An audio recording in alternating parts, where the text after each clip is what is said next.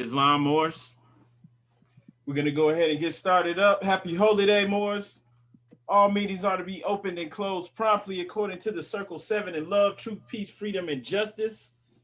We ask that everyone please rise and face the east for the Moorish American prayer. If this is your first time, we face the east. If you want to pray with us, face the east. Put your heels together. Your feet are going to be in a V formation like you're standing on the square, 45-degree angle. We hold up our arms perpendicular in a cactus pose, 2 fingers on the right and 5 fingers on the left. All right. And repeat after me. Allah, Allah, the Father of the universe, Father universe, the Father of love, Father love, truth, truth, peace, peace, freedom, freedom, and justice. and justice. Allah is my protector, Allah is my protector, my guide, my guide, and my salvation, and my salvation, by night and by day, by night and by day, through his holy prophet, through his holy prophet, Drew Ali. Drew Ali. Amen. Amen.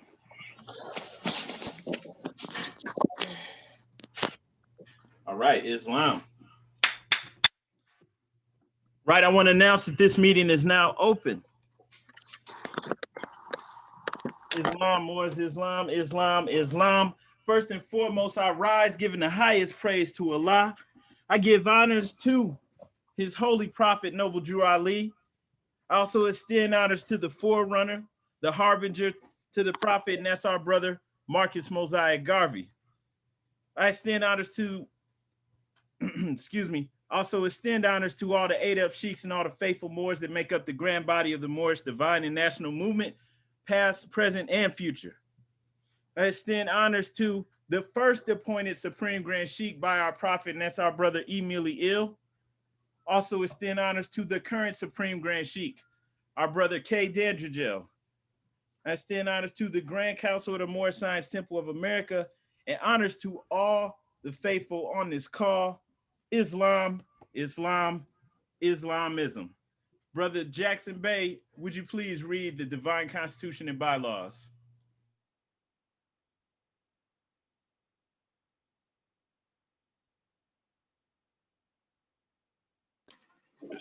Islam, I rise giving perfect praise to Allah and honors to the Prophet Drew Ali, and honor to the forefathers and foremothers, and honors to the Asiatic nations and all the Muslims all over the world. Salvation, Allah, unity, the Moorish Science Temple of America, the Divine Constitution, and the bylaws. Act 1. The Grand Sheikh and the chairman of the Moorish Science Temple of America is empowered to make law and enforce law with the assistance of the Prophet and the grand body of the Moorish Science Temple of America. The assistant Grand Sheikh is to assist the Grand Sheikh in all affairs if he lives according to love, truth, peace, freedom, and justice, and it is known before the members of the Moorish Science Temple of America. Act 2. All meetings are to be open and closed promptly according to the Circle 7 and love, truth, peace, freedom, and justice.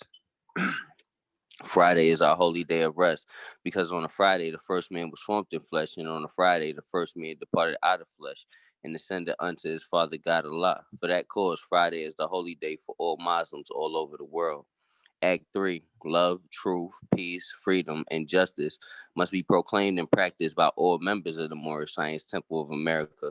No member is to put in danger or accuse falsely his brother or sister on any occasion at all that may harm his brother or sister, because Allah is love. Act 4. All members must preserve these holy and divine laws, and all members must obey the laws of the government, because by being a Moorish American, you are part and parcel of the government and must live the life accordingly. Act 5. This organization of the Moorish Science Temple of America is not to cause any confusion or to overthrow the laws and constitution of the said government, but to obey hereby. Act 6. With us, all members must proclaim their nationality, and we are teaching our people their nationality and their divine creed, that they may know that they are part and parcel of this said government, and know that they are not Negroes, colored folks, black people, or Ethiopians, because these names were given to slaves by slaveholders in 1779 and lasted until 1865 during the time of slavery. But this is a new era of time now, And all men now must proclaim their free national name to be recognized by the government in which they live and the nations of the earth. This is the reason why Allah, the great God of the universe, ordained Noble Jew Ali, the prophet, to redeem his people from their sinful ways.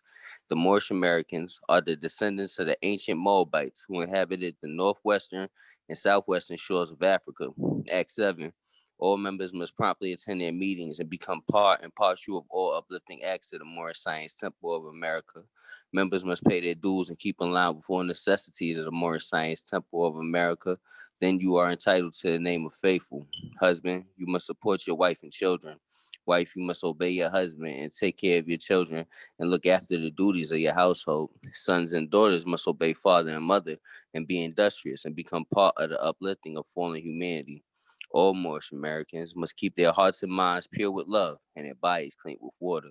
This divine covenant is from your holy prophet, Noble Jew Ali, through the guides of his father God Allah. Noble Jew Ali, founder, Moorish American prayer, Allah, the Father of the universe, the Father of love, truth, peace, freedom, and justice.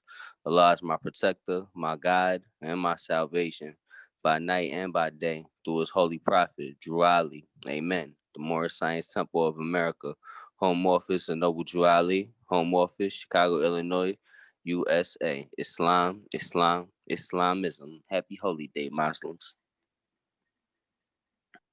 Gratitude, brother. Islamism. Brother Cole Bay, would you please read the writs of the prophet? Islam. Happy Holy Day, Muslims. Arise to give honors to our great God Allah. Rise to give honors to our prophet, Noble Jew Ali. Rise and give honors to forerunner Marcus Messiah Garvey. Rise to give honors to all Muslims, all Moors, all Asiatics on the call and on the planet. To the members of the Moorish Science Temple of America, Islam. This is instructions from your prophet, Noble Jew Ali. Be faithful unto your forefather divine and national creed, that you will be blessed for your good deeds that you sow in the flesh. Allah is the one that judges the world, and his judgment is on now, but the weak can comprehend it not. The end of times are drawing near, so says Allah to his divine prophet, I, Noble Jew Ali, and that is why many hearts have turned to stone. Many have eyes to see, but cannot see, ears to hear, but cannot hear, lest they will be confounded of their sins. These are the trying hours now, dear Moors, and every evil spirit is moving, and they are trying every weak mind to overthrow and drag out the true foundation that has been laid and to cause confusion in the minds of the ones that do believe. But if you have the true love of Allah and the spirit of your forefathers, you fear not what you hear or see, but will sacrifice the utmost of your very life to protect your movement and your prophet. Watch your enemies, dear Moors. Your enemies are the ones that speak against your prophet and ridicule him to the very lowest, and the ones that speak against your divine and national principles of your temples. Act accordingly, and Allah will bless you for your good work. Peace. Your divine prophet, Noble Jew Ali. To be proclaimed at every meeting. Islam. I am glad to know I have a few faithful Moors among you all, and I desire for them to know the truth and the divine truth. There's a host of jealousy about me and the movement now by the same people of our side of the nation that claimed that I was a joke and unreal. But now, since they found out from the government officials and the nations of the earth that this is the only sole foundation that all Asiatics must depend upon for their earthly salvation as American citizens, they are working every scheme that they can to disqualify me so they may take charge of the situation. I have notified all these things to you long ago in the past. It is through the faithful Moors that attribute to the movement and uplifting funds. The ones that pay their divine respects to me and the movement will be remembered. That is why I'm calling upon all faithful Moors to increase their faithfulness to me, your prophet, and your divine Moorish movement. I need finance, and I need it badly. Never before have I needed finance so badly as I do at present, so I may shove aside the discord that is facing the nation. It all comes through jealousy because of my fame and nobility. The nations of the world will not recognize the movement without I, the prophet, being head. It has been proven by my works which I have performed in the past few years. Prophet, Noble Jew Ali. Prophet warns all Muslims to be read in every meeting. I hereby inform all members they must end all radical speeches while at work, in their homes, and on the streets. We are for peace and not destruction. Stop flashing your cards at Europeans. It causes confusion. Remember, your card is for your salvation. Failure to obey these orders will be a severe consequence. We are for love, truth, peace, freedom, and justice. And when these principles are violated, justice must then take its course.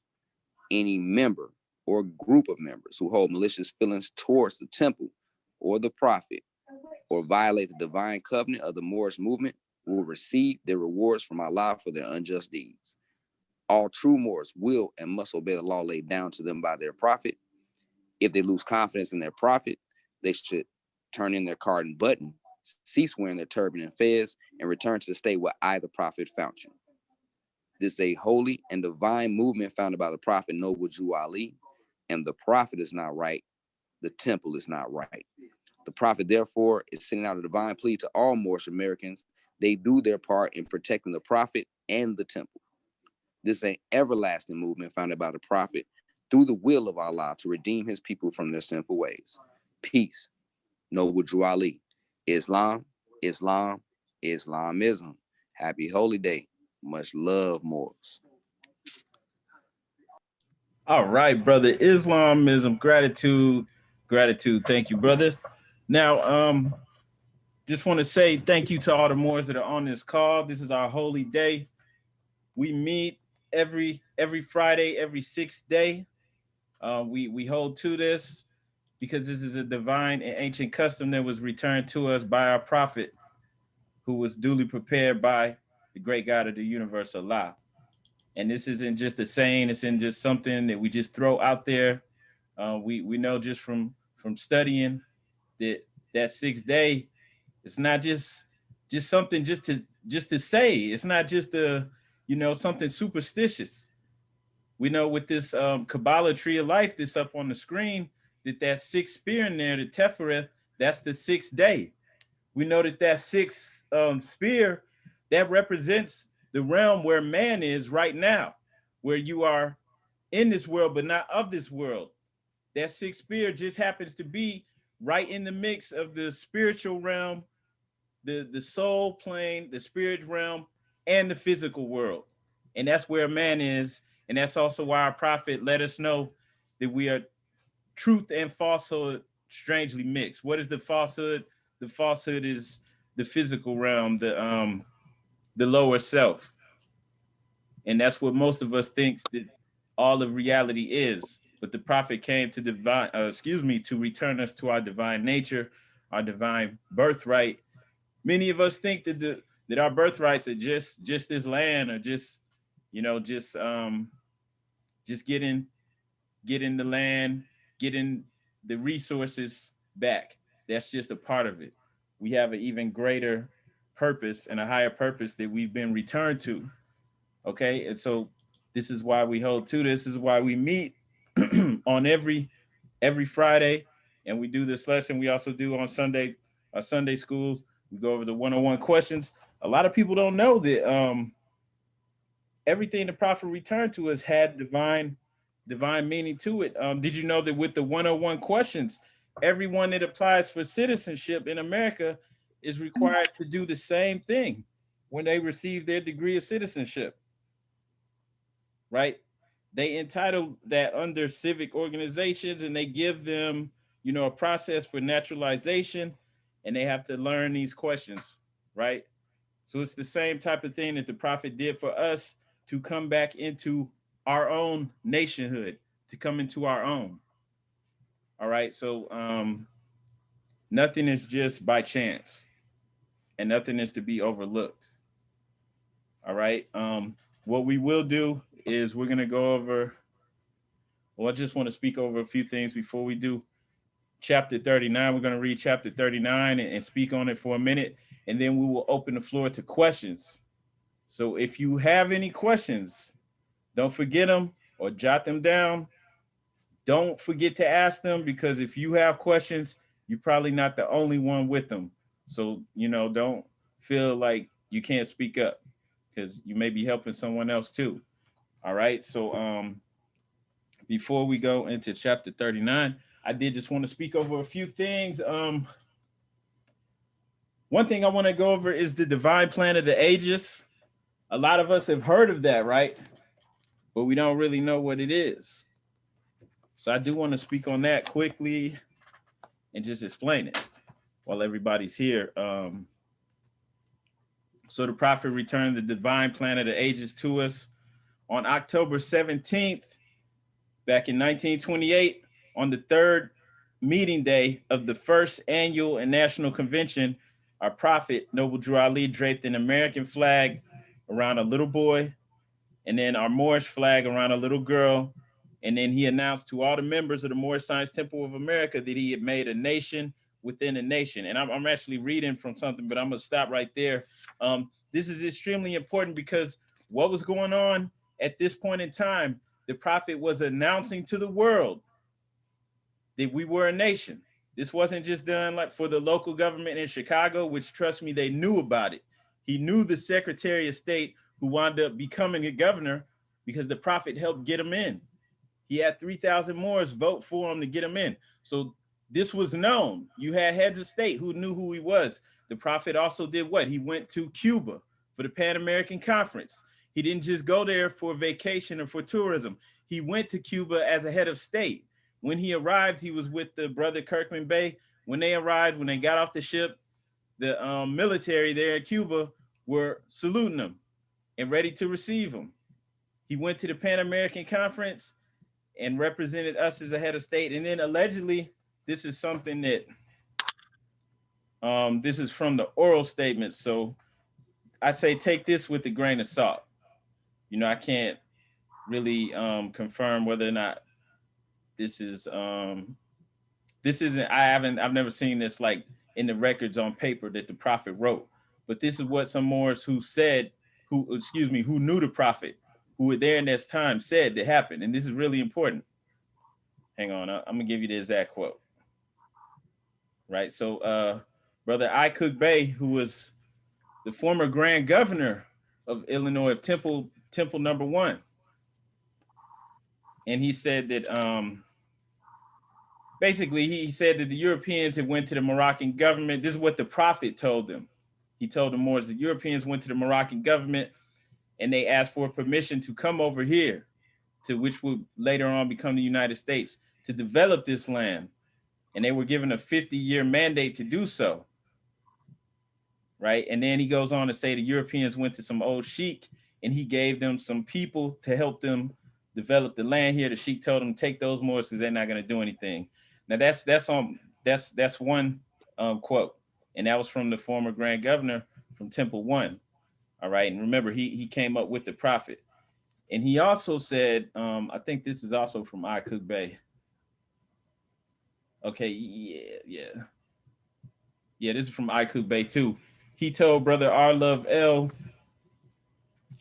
and Brother C. Tyson Bey that when the prophet went to the Pan American Conference in 1928 with C. Kirkman Bey, they were, of course, representing us as heads of states. There was, you had several different leaders there from different nations. Conference in Havana, Cuba.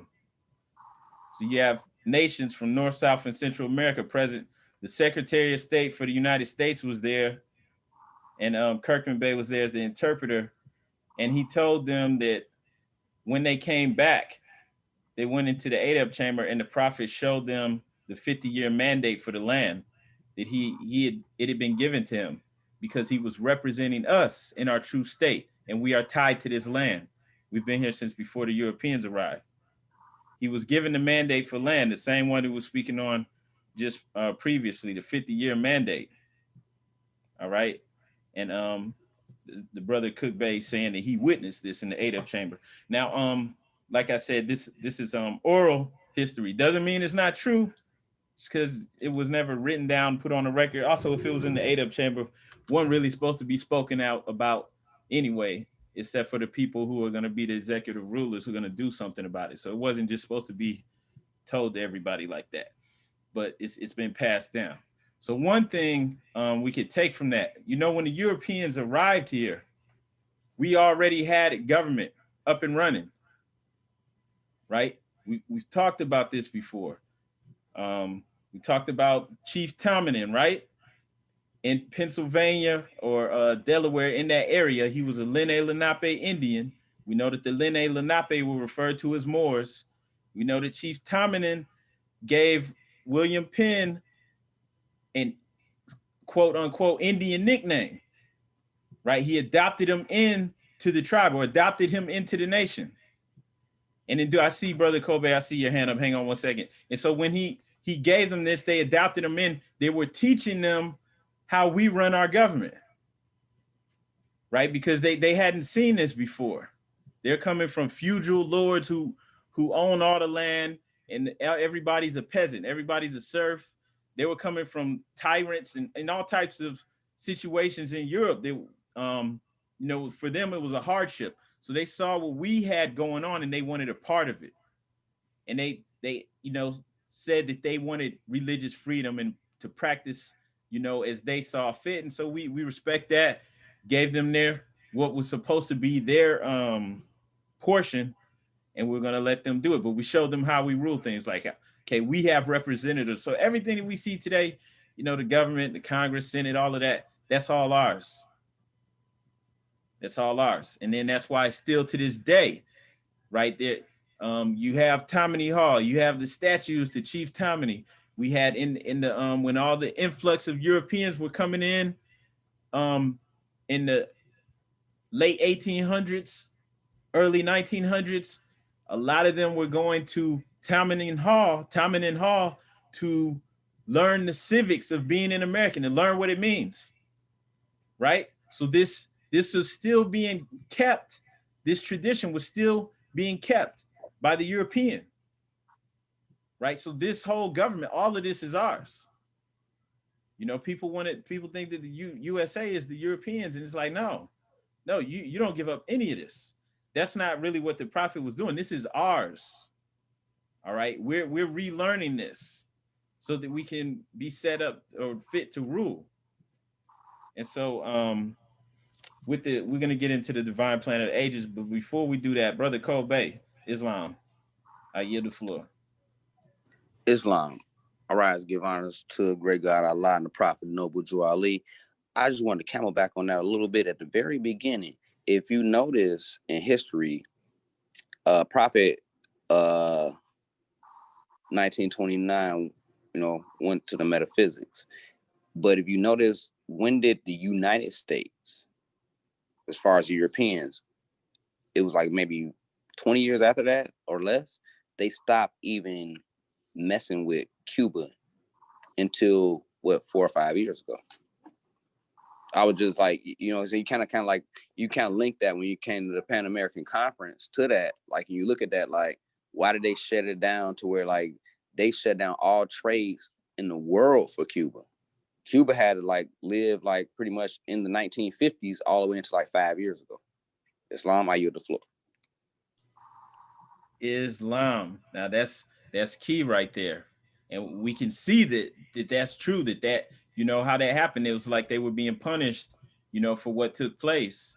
And the cover up, this obviously was not taught to us in school. This is covered up like it didn't even happen. But we know that it happened. We even have from Ancestry.com the shipping records with the shipping manifest showing Brother Kirkman Bey and Drew Ali on there, coming from here to Cuba during that time that this took place. So we know that it happened. There's not really any question about that. The only question is, why aren't they talking about it? So they covered that up, and they made sure that nobody was in a position to keep that information going. But it's time now. Nobody can do anything about it now that we have it. It's just on us to come into the fold and to act accordingly, to do what we're supposed to. And that's what we're here to do today. I appreciate thanks for bringing that up, Brother Kobe. Now, with the divine plan of the ages, coming back into this where he's draping the flags around the boy and the girl, this is symbolic. He's doing this. They also have a parade. They're announcing to the world who we are. We're a nation, right? Why is this important? Because, you could say we're born Moors, right? And we are, right? But something had happened. We went through a process. So it's not good enough that we're born Moors, because we went through a process to become something else. This image, if you see that image on the screen, that's from the book, The Negro, a Beast or in the Image of God. That's just one book out of hundreds, out of thousands, that was written by people who knew the law, people who were judges, lawmakers, representatives, state representatives. And what were these books about? You know, someone could look at this and just say, oh, this is just racist. I mean, if you see that, they have the European Adam and Eve, and then you have this Negro beast in the shadows over here. And you see the direct line of kinship with God. He's outside of that. Why? Because he was created by them. Okay. And they put that in the imagery. And in the book, this book is just one example, but there's several. The book does the same thing that you wind up seeing later on in laws, which is why I'm explaining this. The book makes the case for how the Negro is like the missing link. It's outside of all that. It's outside of creation. And then when you go and look at the Negro law, the Negro Act, like there are several Negro acts and Negro laws, you see that they have the Negro set up as something that is less than human. Some even mention Moors as an exception. Like they're not Negroes. They have rights, but the Negro doesn't.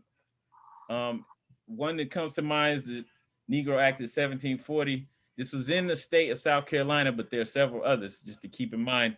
And in that one, it makes the case where the indigenous people, the dark brown skinned people who they knew were Indians, they make a distinction. They say that now that skin color is the prerequisite for being a Negro. And it's spelled out in the act. And then the Negro is described as a permanent slave class, an African descendant. And that's it. And so they make the case for this being that they created, and it's outside of creation. So it's not good enough now if your people have gone through this process over years, over several years, to get put into this status, to just say, oh, I'm a Moor. That's good. Obviously, that's not good enough. Obviously, we don't have rights. You know, the prophet wasn't doing all of this for no reason. Moving as a head of state, going to different states. They have temples. And remember, the temple wasn't just the church. When you're setting up a temple, you're setting up a community in every state. So they're building, you know, communities in all these states and then going abroad as a head of state. They're not doing this for no reason. We're doing this because we went through a process to become something else that was created to keep us disconnected from who we truly are. And so now we have to go through a process to get back to who we truly are. And now we have to move as a collective, announce to the world, announce to each other, move economically, physically, spiritually, everything. We have to do it as a collective, is who we truly are, so that it is known that we're no longer under someone else's we're no longer under whatever it is that they created for us, because they can say, okay, they're not African Americans anymore, they're whatever. We're not with that. You can't speak for us. We have our own divine instructions. We have our own connection to Allah. We're not through your Christianity or whatever else you're doing. We're not with that. We have our own way of life. We have our own laws. This is who we are. And we speak for ourselves now. And so it's extremely important. We can't leave that out because, you know, the prophet also said, this once again, this is another oral statement, but allegedly the prophet said that Muslims aren't born there. Muslims aren't made, they're born. Right? And so, yeah, he told Blakely Bay that Muslims are not made, they're born. All right. But we also lost that birthright.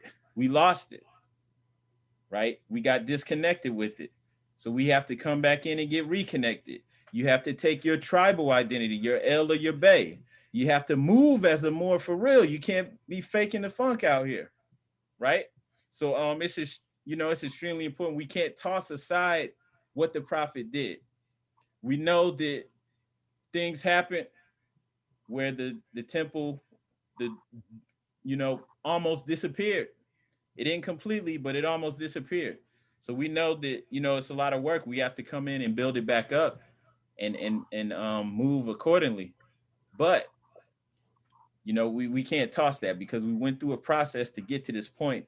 And so now that it's time, to move as who we truly are, we have to come back in to the government that was set up by our prophet for us.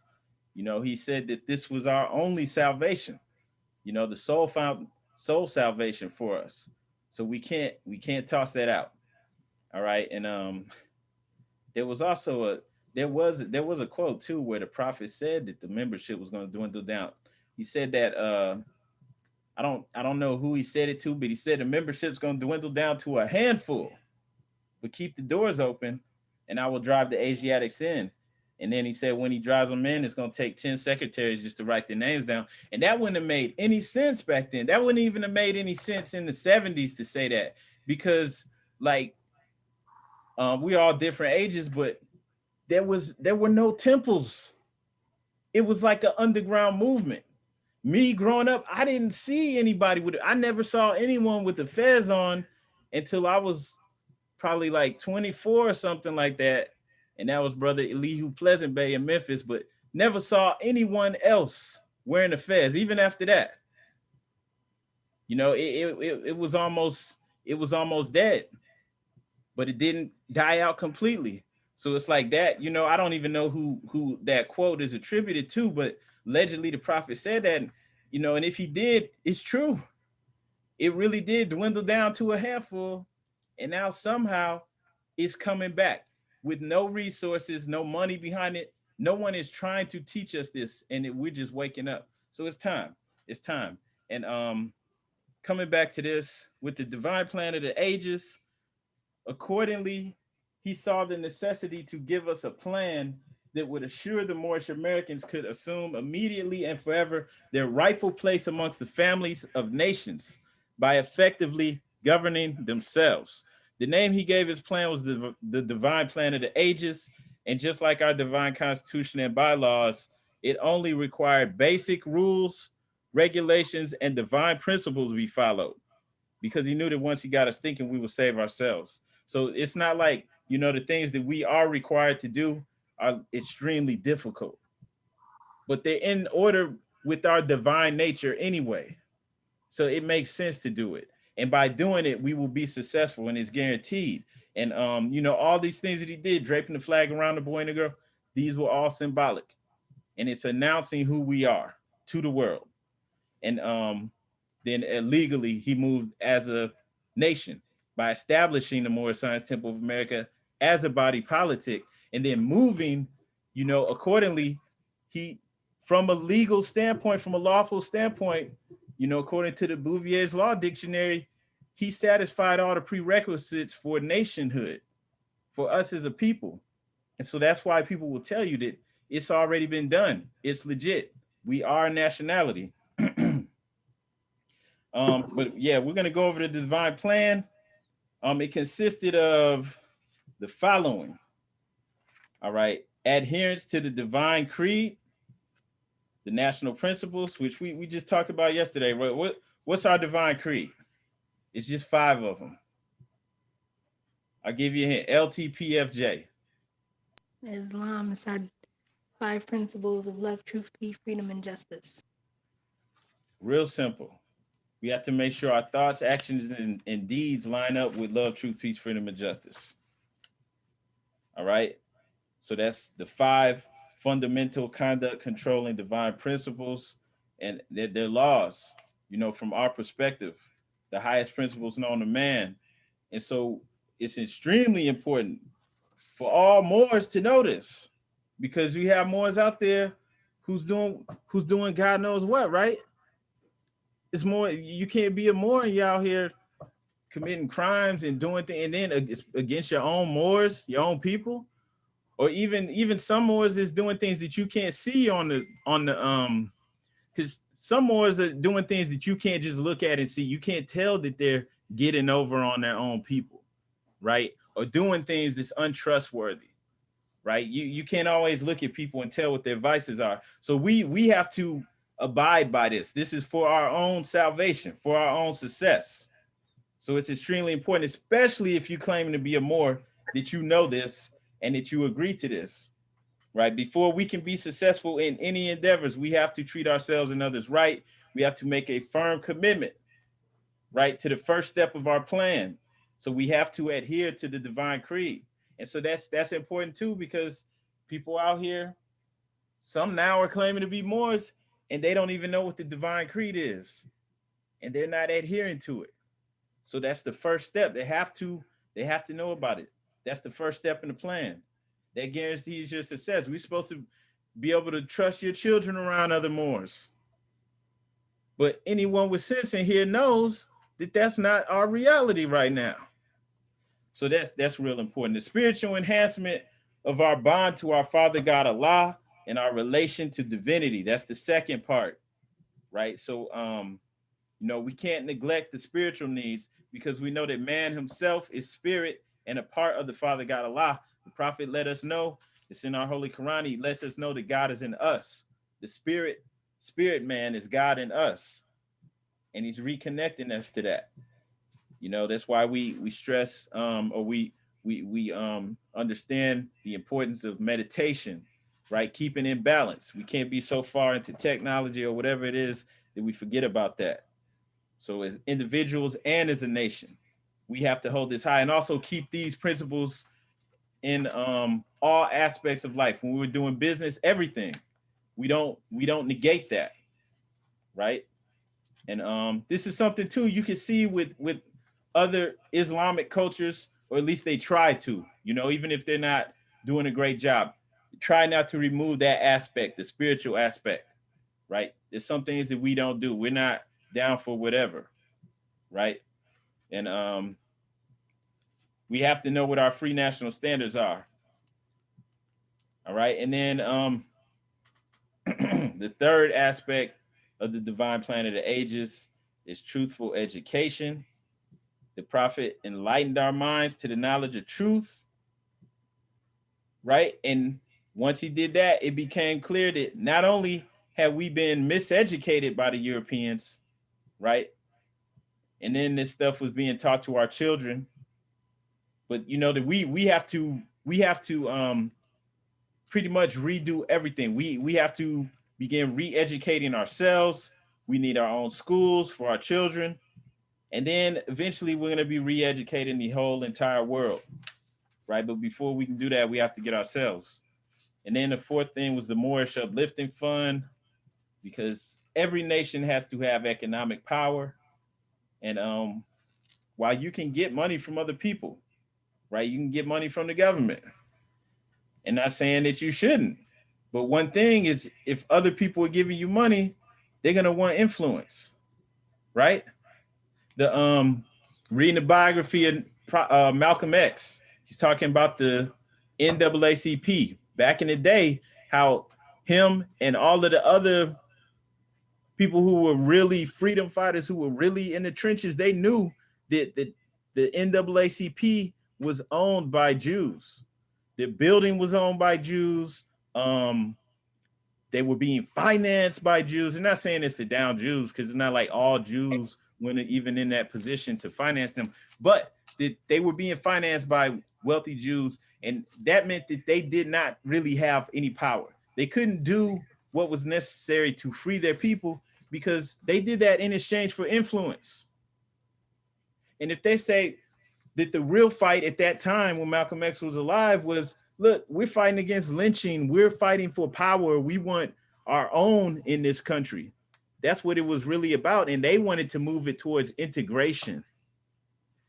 And since they were owned by these other people, financed by these other people, that's what they had to move towards, right? And so we have to finance ourselves, and that's what the Moorish Uplifting Fund is about. All members must subscribe to the Moorish Uplifting Fund, right? Especially if he or she has money in the bank. So, even though it's not a lot of money, it's not like it's something that's going to hurt anyone. It's like that on purpose so that we, no matter what, are financing ourselves. Whatever else we're able to get up, maybe other Moorish businesses want to contribute, that's great. Maybe we can raise finances even faster, but no matter what, we have to finance ourselves, because we don't want other people to be able to say, oh, no, y'all can't do that. We have to be able to finance ourselves. It's extremely important, right? And so by adhering to those principles, our success is guaranteed. And it's really simple. It could get more complicated than that, but we need to stick to the basics. And as long as we do that, the success is there's no other option except for success. All right. And then one thing, too, just gonna read before we do before we go into chapter 39. This is also from the prophet, Moorish Science Temple of America. The Moorish Science Temple of America is a legal and lawfully chartered organization, national in its scope with the Rotarian complexion as it relates to branch temples. The principles of the said Moorish Science Temple of America are herein set forth by the divine prophet, Noble Drew Ali, are fundamental and divinely true, representing our ancient forefathers' creeds of principles in Islam: love, truth, peace, freedom, and justice. The program is to uplift fallen humanity and warn the nations to flee from the wrath of Allah. Right? So remember that the purpose is to uplift fallen humanity. That now obviously that starts with us. And then to warn the nations to flee from the wrath of Allah and teach our people to become better citizens. Since the work of the Moorish Science Temple of America was largely religious, the organization has been legally changed to a religious organization, and an affidavit to this effect has been properly filed in the Cook County Recorder's Office, City of Chicago, State of Illinois. Remember that definition, the legal definition of citizen is a member of a free jural society, right? So this is people who are able to pick membership, that pick representatives that they choose to, to run things. Basically, you pick the people that are going to be the administrators of your cities, your towns, your government, right? So that's a citizen. Some people have some, some other definitions, but they don't hold any weight. That's the legal definition of a citizen, a member of a free jural society.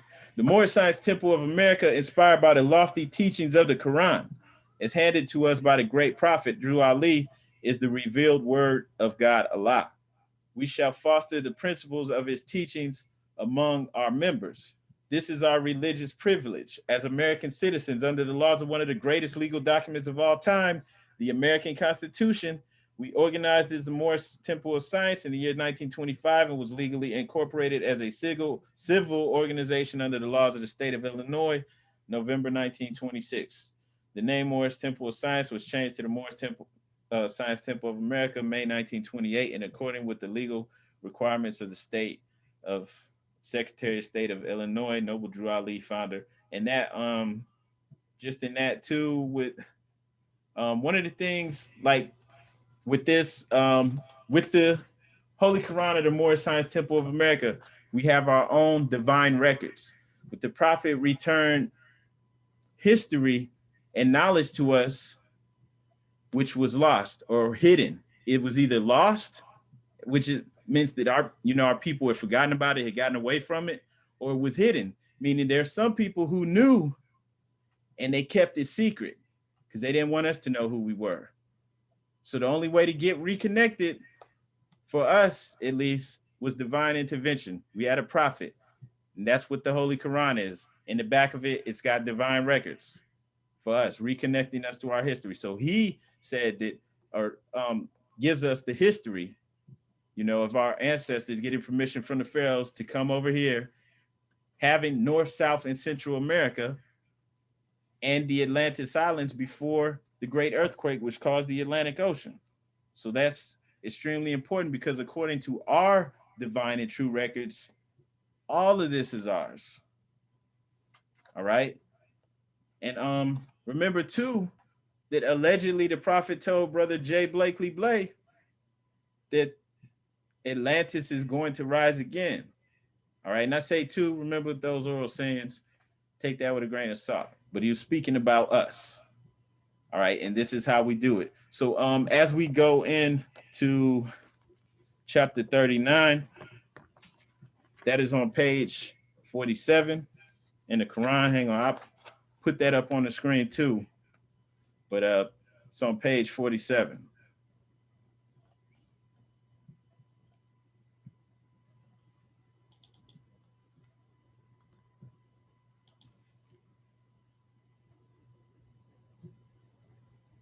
Okay, so yeah, we're gonna read this and speak on this a little bit, and then we'll open the floor up to questions.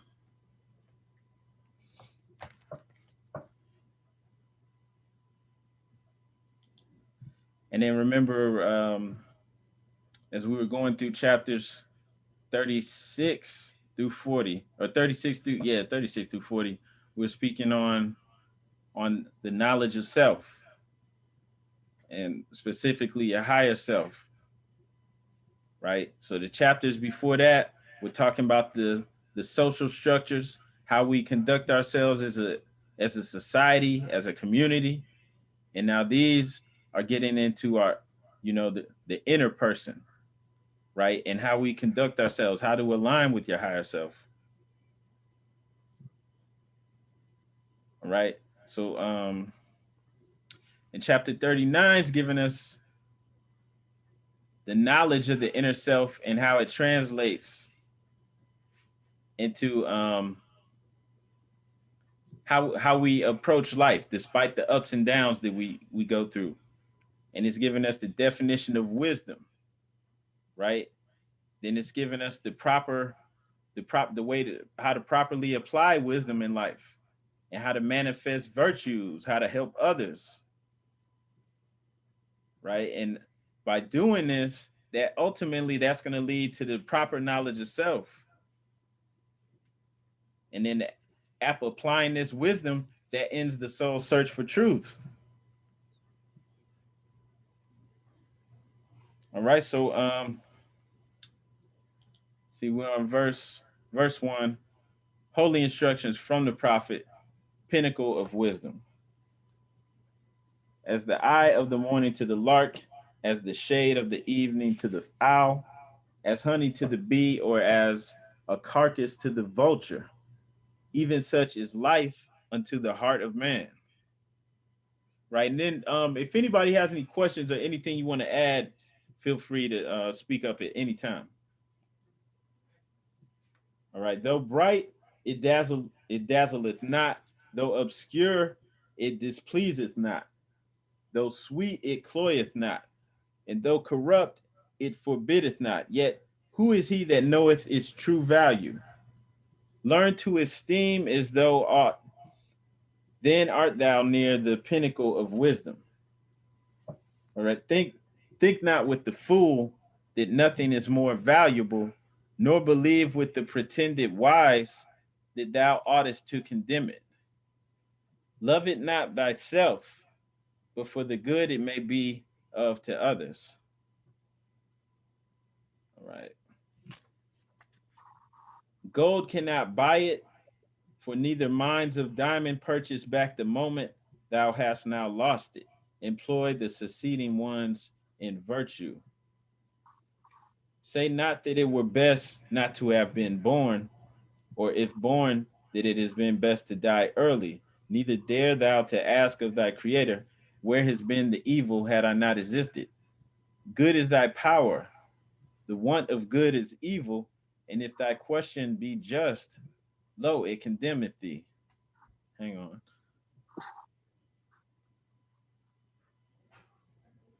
Islam, I think somebody has a question. Islam. First and foremost, I want to rise and give perfect praise to Allah, Father of the universe, honors to his prophet Noble Jali, and honors to all you Moors in attendance. I just wanted to make a comment where it said, good is thy power. So, like, we've been on the 40-day master system with this whole group, with our brothers and sisters. Some of us has finished, and some of us are still on a journey. And I just want to remind you that we always talk about focusing on our good. Every day, give gratitude and thanks for all that is good in your life, because what we focus on becomes what we manifest in this reality or in our lives. Islam.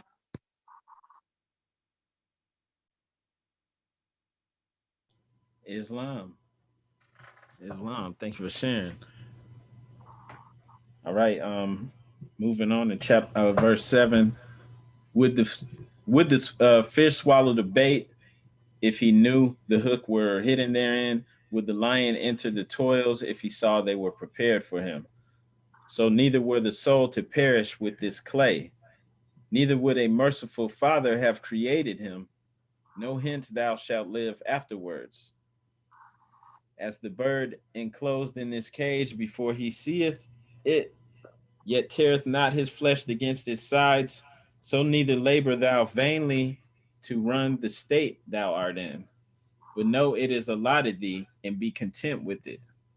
Right. So this is the pinnacle of wisdom, right? So it's giving advice, divine instructions, holy instructions on how to be at peace. Islam. So I mean, you might even see somebody just like on social media complaining about their life, the things that they're going through. And obviously this, I mean, people are venting, maybe getting things out, but it's only making your own situation worse, right? Because people are looking at you if you're complaining about things or you're upset about what you have. There a lot of people are just glad that it's you going through it and not them, right? So this is just telling us to always to be happy with what you have, and that's going into really going into the power of the mind, where what you think affects your reality, right? You magnify whatever you think on, whatever you're focused on. That's one of the hermetic laws. All is mind, and if all is mind, then you have to control your thoughts. And this is basically helping us to get in that mind frame. Control your thoughts always. That's the hardest thing to do, actually, controlling the thoughts on a regular basis.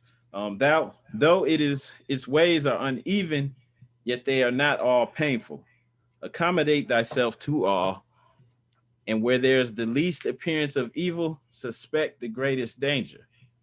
When thy bed is straw, thou sleepest in security, but when thou stretch thyself on roses, beware of the thorns. A good death is better than an evil life. Strive therefore to live as though thou oughtest, not so long as thou canst. While thy life is to others worth more than thy death, it is thy duty to preserve it. Okay, complain not with the fool of the shortness of thy time.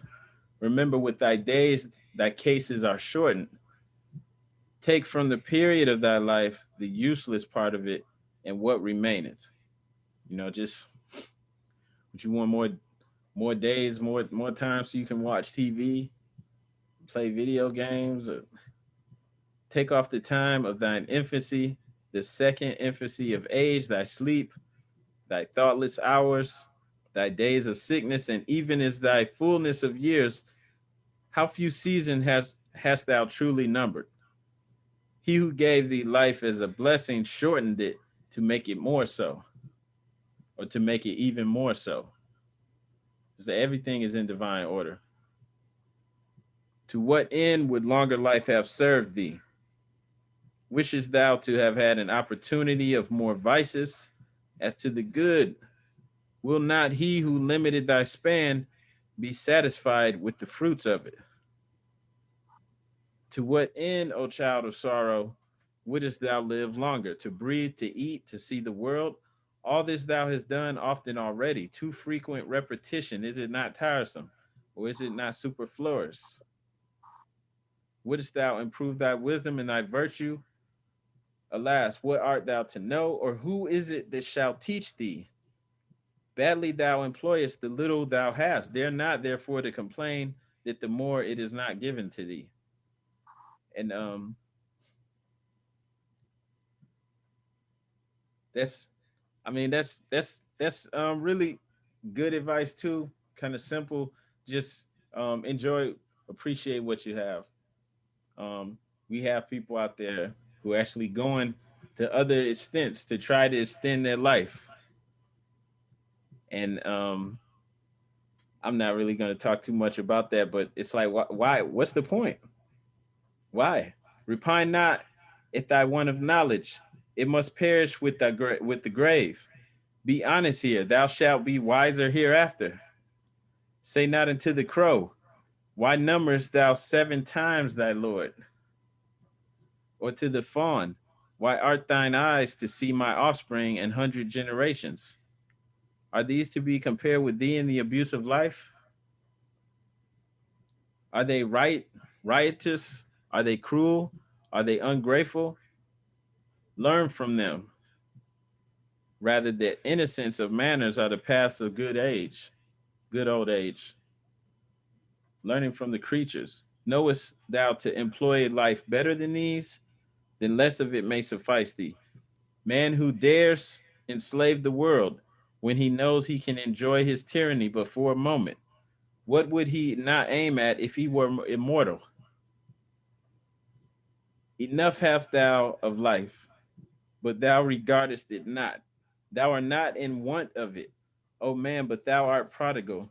Thou threwest it lightly away, as if hadst more than enough, and yet thou repinest not that it is not gathered again unto thee. Know that it is not abundance which maketh rich, but economy. The wise continueth to live from his first period, and the fool is always beginning. Labor not after riches first, and think thou wilt afterwards enjoy them. He who neglecteth the present moment throweth away all that he hath. As the arrow passes through the heart, while the warrior knew not that it was coming, so shall his life be taken away before he knoweth that he hath it. Islam. Uh, what then is life, that man should desire it? What breathing, that he should covet it?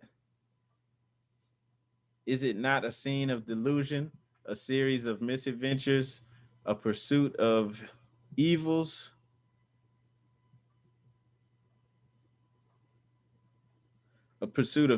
linked on all sides together? In the beginning, is it ignorance, pain? Is it in its middle, and at its end is sorrow? As one wave pusheth on another till both are involved in that behind them, even so succeedeth evil to evil in the life of man. The greater and the present swallow up the lesser and the past. Our terrors are real evils. Our expectations look forward into impossibilities. Fools to dread as mortals and to desire as if immortal. What part of life is it that we should wish to remain with us? Is it youth? Can we be in love with outrage, licentiousness, and temerity? Is it age? Then we are fond of infirmities. Everything is in divine order, basically. It is said gray hairs are revered and length of days in honor. Virtue can add reverence to the bloom of youth, and without it, age plants more wrinkles in the soul than on the forehead. And is age respected because it hateth riot? What justice is in this when it is not age that despiseth pleasure, but pleasure that despiseth age? Be virtuous while thou art young, so shall thine age be honored. Islam, Islam, Islamism. All right. Um, and basically, with this, as I was saying before, these are holy instructions to take to heart, to put into our everyday actions, our thoughts, and how we conduct ourselves in our everyday life. And for the most part, the message from this is that a good life is better than, or excuse me, a good death. A good death is better than an evil life, right? Um, that's the main thing that I take from that. It's giving us the proper perspective to have on life. And to not to always live in the now. That's something that you hear a lot of people saying now. Um, you have more people getting into, I guess you could say, getting into the universal teachings. So you'll hear a lot of people saying, live in the now. It's the same thing that's in here because this information is universal, right? That's a divine truth to always live in the now. Islam. Does anybody else have any insight or anything they want to share about that? Islam. Verse 29 at the end it says, our expectations look forward look forward into impossibilities. Our terrors are the real evil. You know, what we think, you know, our beliefs, and like you were saying, living in now, and we expect things, and then because we expect things, we develop uh impressions on people, places, and things, right? Uh, so like, don't just what I took from 29, and that spoke out the most to me, because it's like, instead of expecting the thing, like, okay, this a river, it's supposed to do this, right? Nah, whatever I see is what it is. You know what I mean? So, and then it'll lessen my worries and my burdens. That's what I get when it comes down to that's what I get when it said virtues. When virtues can add reverence to the blossom, to the bloom of youth, and without it, age plants more wrinkles in the soul than on the forehead. So, like, you know what I mean? I'm just, when I see things, you know, in life, uh, basically, like you were saying, the perspective of life, I don't have no expectations. Things is what they are. Like, Allah is the husbandman to everything that is. So everything is, things is what, you know how the expression, it is what it is. That's what it, like, kind of spoke out to me. Islam. Gratitude, brother. And to add on to what you're saying, we're seeing our terrors, our real evils. That's fear, false evidence appearing real. Like, what it's all in your head, and what we think, you know, is really what's tearing us down or what's hurting us, right? And your thoughts magnify everything. So if we're um expecting the worst, or, you know, worried, and if you actually, if we're tapped into what's being pushed on us in a daily basis through the mainstream media, just out here in general, what's being pushed, it's always war.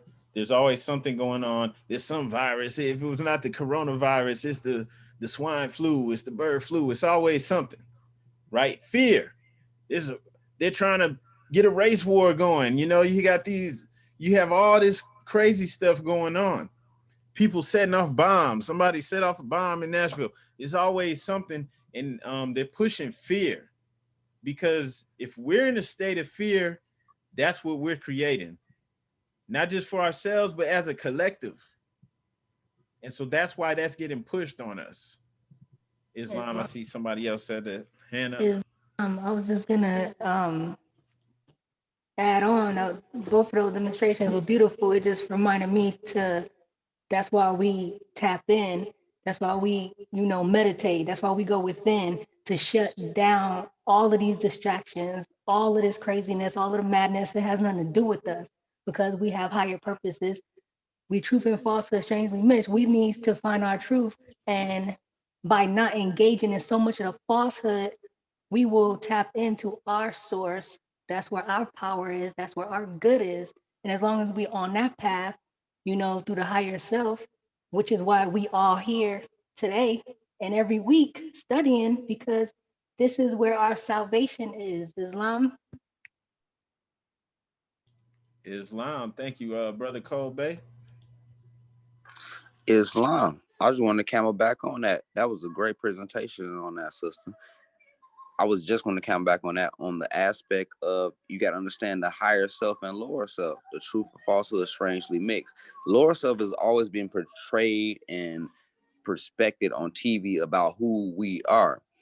Today, I actually was talking to a brother. He's going to be kind of joining, because he didn't know what a moral was, anything. Ajax didn't know what a moral was, anything.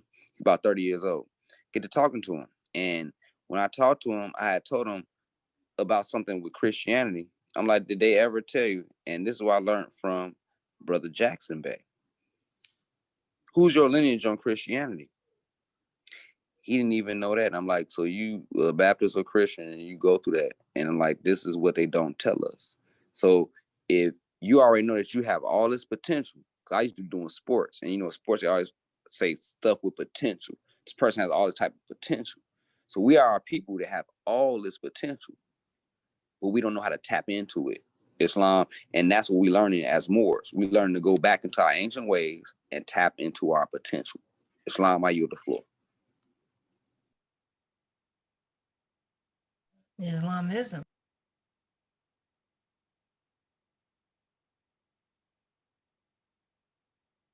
Right, Islam.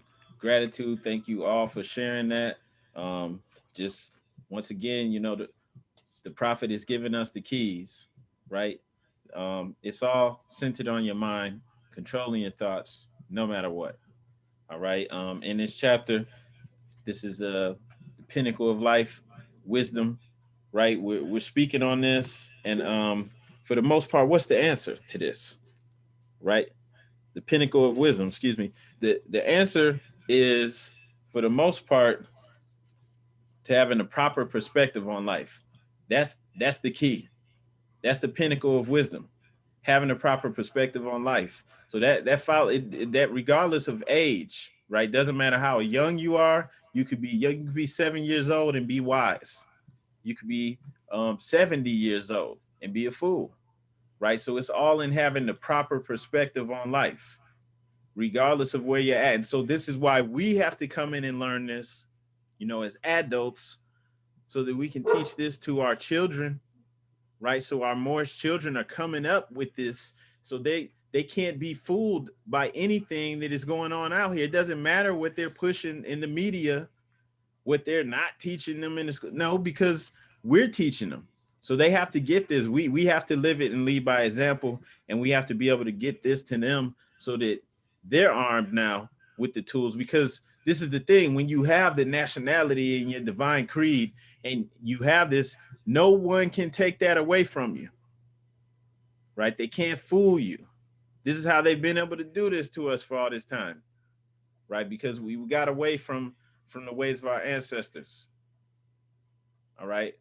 And so he's setting us back, getting us back in tune with our divine nature. One thing I had just went back to the just the cover of the Quran, just going over that circle 7 that's on the front, right? You got that circle open at the 4 quadrants.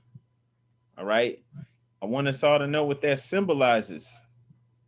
But Moorish Americans are striving to close their circle, to reach perfection, to imitate the prophet. And so we're getting into coming up after this, we're going to be talking about the 5 foes of man.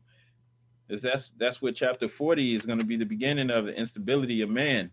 All right. So the 5 foes of man are instability, inconstancy, weakness, insufficiency of knowledge, and misery.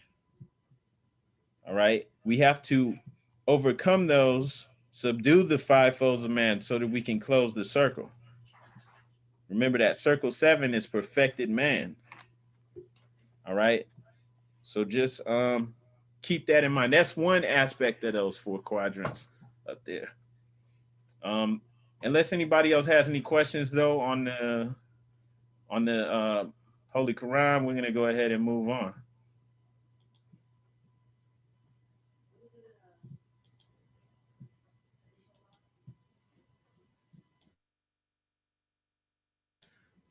Okay, so before we go into the closing of the meeting, I will go ahead and open up the floor.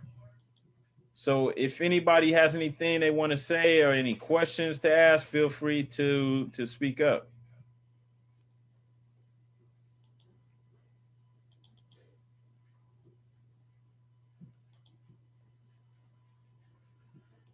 All right.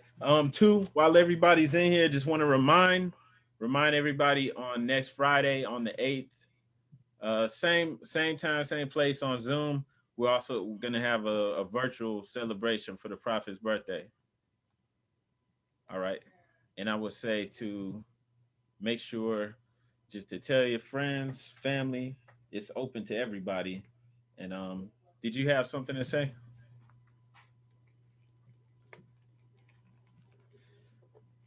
All right. So one thing too, we're putting together a vision board. Everybody last year, let me see if I can find that picture.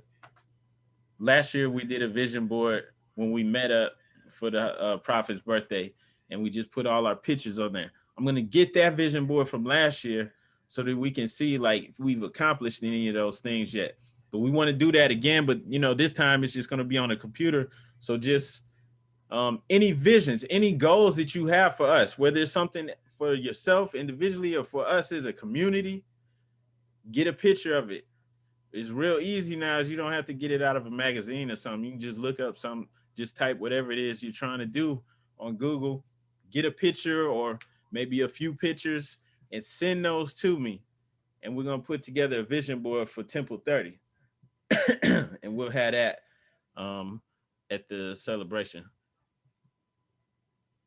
Islam. It's somebody, you're trying to do a screen share? All right. Oh, that's it. Okay. Islam. So that's from last year.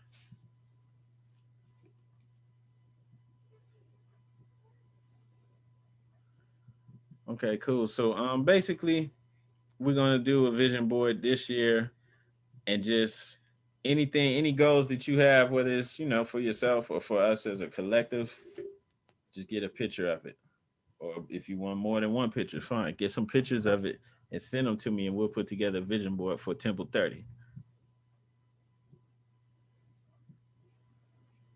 All right, and just make sure to tell everybody to come in, to join us, because that's going to be open to the whole community.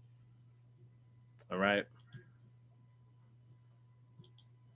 Okay, and if nobody has any questions,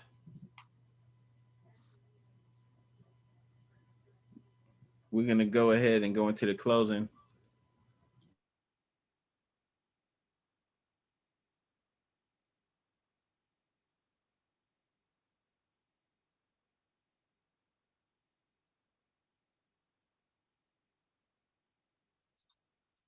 Oh, Sister Victoria,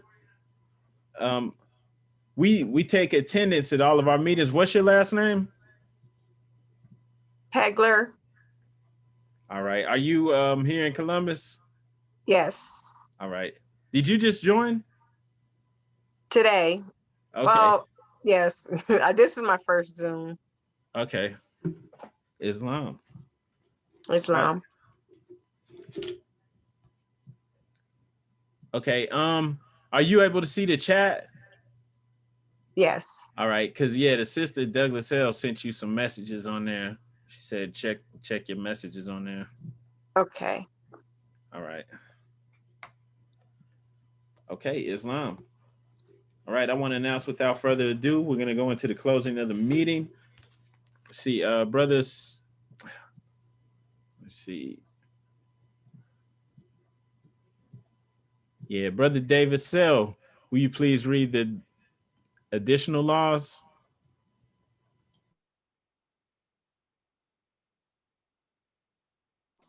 Please give me a second. Islam.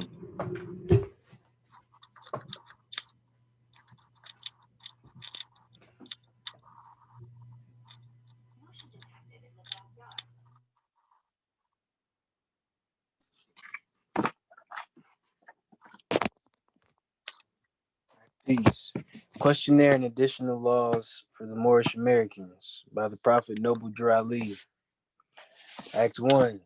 Grand sheikhs and governors and heads of all temples, all businesses, each said temple must be approved by the Prophet Noble Drew Ali before acting upon by any member, let it be finance, property, or any line of life that will cause the member to sacrifice finance, etc., or any line, etc., that will cause the support of any group of members.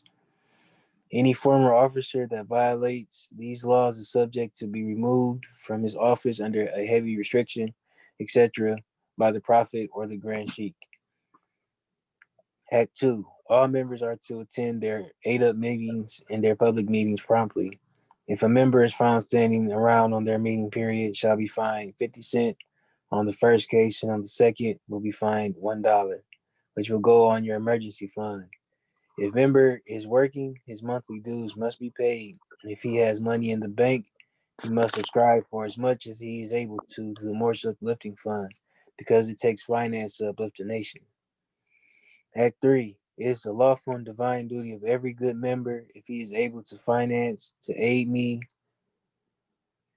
in saving the nation, and if he does not, he is an enemy to the cause of uplifting his own people. Injustice must catch you. Let it be he or she according to love, truth, peace, freedom, and justice, as I have the power invested in my hands, and I have to enforce the law in order to save a nation. Act 4. All members, while making a public speech, must not use any assertion against the American flag or speak radical against the church or any members of any organized group, because we are to teach love, truth, peace, freedom, and justice. Act 5. All members must promptly attend their meetings and send their children to Sunday school, and the teacher must confirm himself to the questionnaire and let every member exercise his five senses who is able to do so, because out from your Sunday school comes the guiders of the nation. Act 6. With us, all members must proclaim their nationality, and we are teaching our people their nationality and their divine creed, that they may know that they are a part and parcel of this said government, and know that they are not Negroes, colored folks, black people, or Ethiopians, because these names were given to slaves by slaveholders in 1779 and lasted until 1865 during the time of slavery. But this is a new era of time now, and all men now must proclaim their free national name to be recognized by the government in which they live in the nations of the earth. This is the reason why Allah, the great God of the universe, ordained Noble Drew Ali, the prophet, to redeem his people from their sinful ways. The Moorish Americans are the descendants of the ancient Moabites who inhabited the northwestern and southwestern shores of Africa. Act 6. All members, excuse me, all Act 7. Jeez. Act 7. All members must promptly attend their meetings and become a part and parcel of all uplifting acts of the Moorish Science Temple of America. Members must pay their dues and keep in line with all necessities of the Moorish Science Temple of America. Then you are entitled to the name of faithful. Husband, you must support your wife and children. Wife, you must obey your husband and take care of your children and look after the duties of your household. Sons and daughters must obey father and mother and be industrious and become a part of the uplifting of fallen humanity. All Moorish Americans must keep their hearts and minds pure with love and their bodies clean with water. This divine covenant is from your holy prophet, Noble Drew Ali, through the guidance of his father, God, Allah. Islam. Gratitude, brother. Brother Seymour Bay, would you please read the divine warning? Islam, Sheikh. First I rise and give praise to the Most High, Father God Allah. I give honors to his holy prophet, Noble Drew Ali, to the forerunner to the prophet, the Honorable Marcus Musa Garvey. Honors to Asiatics around the world. Peace and love to all you faithful Muslims on the call tonight. Divine warning by the prophet for the nations. The citizens of all free national governments, according to their national constitution, are all of one family bearing one free national name. Those who fail to recognize the free national name of their constitutional government are classed as undesirables and are subject to all inferior names and abuses and mistreatments that the citizens care to bestow upon them. And it is a sin for any group of people to violate the national constitutional laws of a free national government and cling to the names and principles that delude to slavery. I, the prophet, was prepared by the great God Allah to warn my people to repent from their sinful ways and go back to that state of mind, to their forefathers' divine and national principles, that they will be law abiders and receive their divine right as citizens according to the free national constitution that was prepared for all free national beings. They are to claim their own free national name and religion. There is but one issue for them to be recognized by this government and of the earth, and it comes only through the connection of the Moorish Divine National Movement, which is incorporated in this government and recognized by all other nations of the world. And through it, they and their children can receive their divine rights unmolested by other citizens, that they can cast a free national ballot at the polls under the free national constitution of the state's government, and not under a granted privilege, as has been the existing condition for many generations. You who doubt whether I, the prophet, and my principles are right for the redemption of my people, go to those that know law and the city hall and among the officials in your government, and ask them under an intelligent tone, and they will be glad to render you a favorable reply, for they're glad to see me bring you out of the darkness into light. Money doesn't make the man. It is the free national standards and power that make the man and a nation. The wealth of all national government, gold and silver and commerce belong to the citizens alone, and without your national citizenship by name and principles, you have no true wealth. And I'm hereby calling all true citizens that stand for national free government and the enforcement of the Constitution to help me in my great missionary work, because I need all support from all true American citizens of the United States of America. Help me to save my people who have fallen from the constitutional laws of the government. I'm depending on your support to get them back to the constitutional fold again, that they will learn to love instead of hate and will live according to love, truth, peace, freedom, and justice, supporting our free national constitution of the United States of America. I love my people and I desire their unity in mind back to their own free national and divine standards, because day by day they have been violating the national and constitutional law of their government by claiming names and principles that are unconstitutional. If Italians, Greeks, English, Chinese, Japanese, Turks, and Arabians are forced to proclaim their free national name and religion before the constitutional government of the United States of America, it is no more than right that the law should be enforced upon all other American citizens alike. In all other governments, when a man is born and raised there and asks for his national descent name, and if he fails to give it, he is misused, imprisoned, or exiled. Any group of people that fail to answer up to the constitutional standards of law by name and principles, because to be a citizen of any government, you must claim your national descent name, because they place their trust upon issue and names formed by their forefathers. The word Negro deludes in the Latin language to the word nigger, the same as the word colored deludes to anything that is painted, varnished, and dyed. And every nation must bear a national descent name of their forefathers, because honoring thy fathers and thy mothers, your days will be lengthened upon this earth. These names have never been recognized by any true American citizen of this day. Through your free national name, you are known and recognized by all nations of the earth that are recognized by said national government in which they live. The 14th and 15th Amendments brought the North and the South in unit, placing the Southerners, who were at the time without power, with the constitutional body of power. And at that time, 1865, the free national constitutional law was enforced since 1774, declared all men equal and free. And if all men are declared by the free national constitution to be free and equal, since that constitution has never been changed, there is no need for the application of the 14th and 15th Amendments for the salvation of our people and citizens. So there isn't but one supreme issue for my people to use to redeem that which was lost, and that is through the above statements. And then the lion and the lamb can lie down together in yonder hills, and neither will be harmed, because love, truth, peace, freedom, and justice will be reigning in this land. In those days, the United States will be one of the greatest civilized, prosperous governments of the world.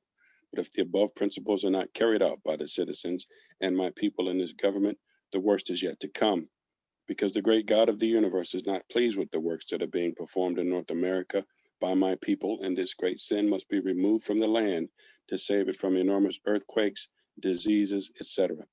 And I, the prophet, do herein believe that this administration of government, being more wisely prepared by more genius citizens that believe in their free national constitution and laws, and through the help of such classes of citizen, I, the prophet, truly believe that my people will find the true and divine way of their forefathers, and learn to stop serving carnal customs and merely ideas of man that have never done them any good, but have always harmed them. And so I, the prophet, am hereby calling aloud with a divine plea to all true American citizens to help me to remove this great sin which has been committed and is being practiced by my people in the United States of America, because they know it is not the true and divine way, and without understanding, they have fallen from the true light into utter darkness of sin. And there is not a nation on earth today that will recognize them socially, religiously, politically, or economically, etc., in their present condition of their endeavorment, in which they themselves try to force upon a civilized world. They will not refrain from their sinful ways of action, and their deeds have brought Jim Crowism, segregation, and everything that brings harm to human beings on earth. And they have fought the Southerner for all these great misuses, but I have traveled in the South and I have examined the conditions there, and it is the works of my people continuously practicing the things which bring dishonor, disgrace, and disrespect to any nation that lives the life. And I am hereby calling on all true American citizens for moral support and finance to help me in my great missionary work to bring my people out of darkness and into marvelous light. From the Prophet, Islam, Islam, Islamism. Happy Holy Day. All right, Islamism, brother. Gratitude, gratitude. Thank you for reading the divine warning. As we go into the closing, just want to share this with you. Y'all knew that the camel was indigenous to North America, right? Even the two hump camel, right? They call that the Bactrian camel, and the oldest remains of camel, I guess you could say, fossils or skeletons, they're found over here along the Mississippi River, and they call it the Western camel. And so, like, that's just once again let you know that we're right at home. The prophet put that on our charters, and on one hand, that represents it represents endurance, but also the prophet was communicating to the world. He's letting them know that we're right at home. We're right at home because that's an ancient figure, an ancient connection to this land, and that's the same. Our ancient ancestors, the Moabites, who inhabited and settled in North, South, and Central America and the adjoining islands. It's once again, it's just reestablishing that connection. We've been here for so long. We go back that long, and that's once again also in our Quran in chapter 47. Right, there's a reconnect. Just for those, just in case that sounds incredible, hard to believe. The Moabites from the land of Moab received permission from the pharaohs of Egypt to settle and inhabit Northwest Africa. They're the founders and the true possessors of the present Moroccan Empire, right? With the Canaanite, Hittite, and Amorite brethren who sojourned from the land of Canaan, seeking new homes.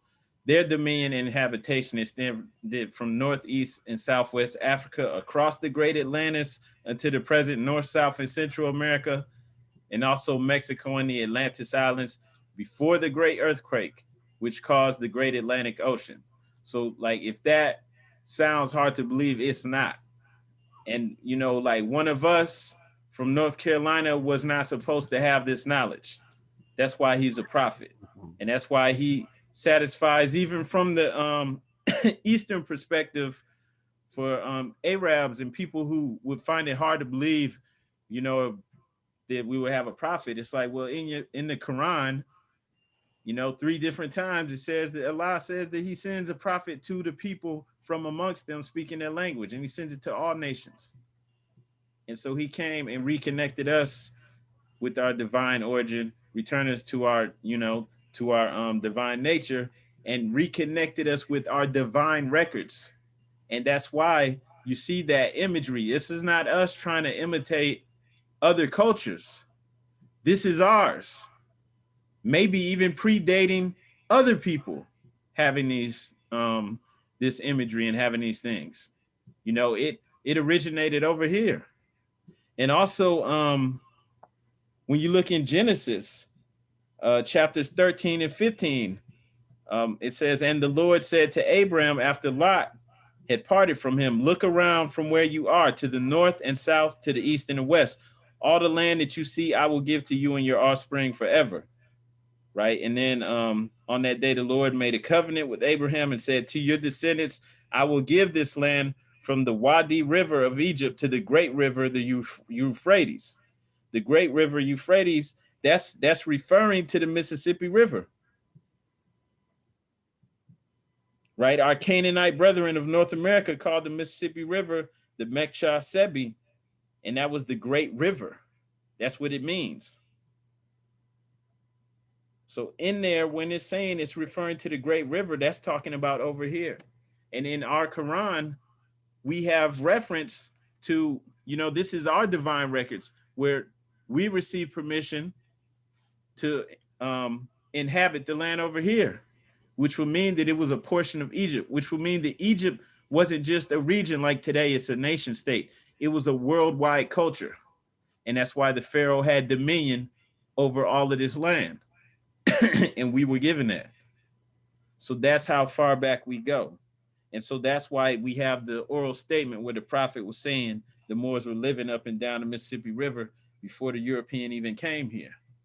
And that's why they find fossils of the camels over here. And then they call the area of Illinois Little Egypt. We have Memphis, Tennessee. And then we still have the remnants today. I mean, nobody can deny this. This is where the camel came from. And so with the prophet using that imagery, reconnecting us to that. And that's powerful. So on that note, though, I want to go ahead and close out. I see somebody had their hand raised.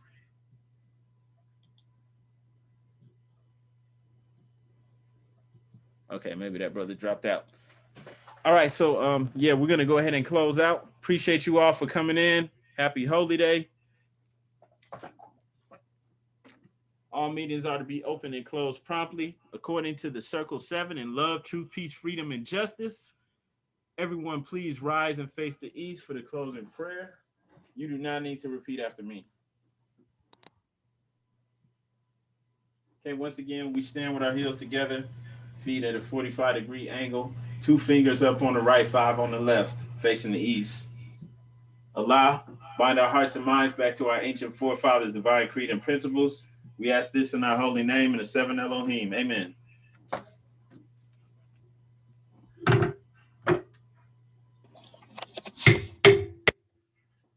Right, Islam, Islam, Islamism. Happy Holy Day, Morris.